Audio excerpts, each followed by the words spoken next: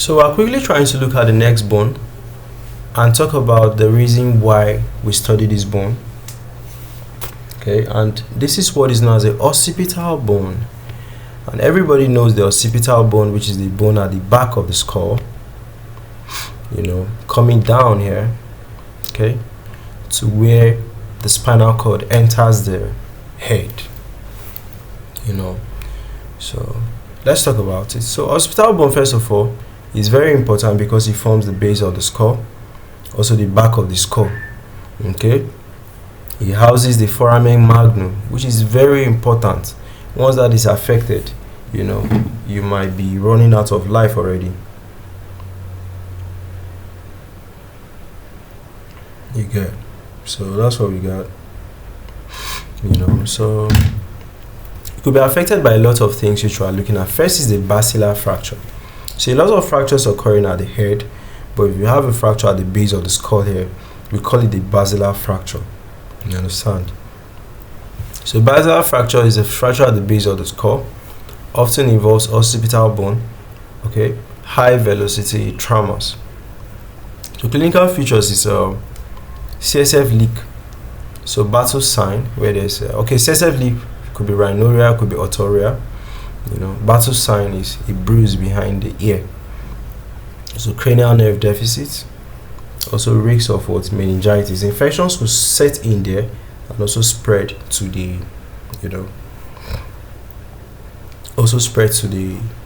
meninges. Okay, so that's just what we got.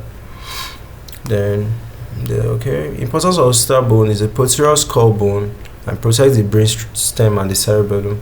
Fractures there could compromise that, and those important brain parts could be affected. Then we have occipital neuralgia, which is kind of like neuropathic pain due to irritation or compression of the greater or lesser occipital nerves. Can I say it? So you have pain at the back of the head all over the occipital bone, but it's actually the nerves. You only have pain there because the nerves are passing there. So you have sharp shooting pain in the posterior scalp. You have pain that is actually radiating towards the vertex behind the eyes.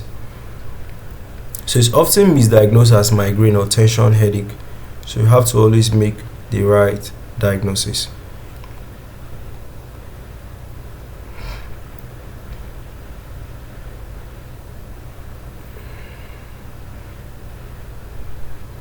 Right.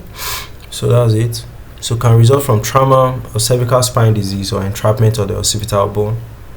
So treatments include nerve blocks, where you just block the nerve so that it's not passing any sensation.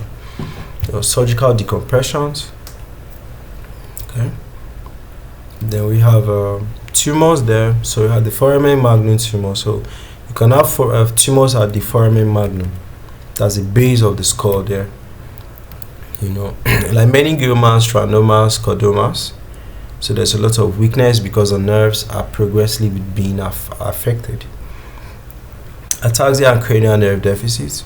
There could be compression of the medulla and the upper cervical cord, leading to difficulties in breathing and also how your heart is functioning.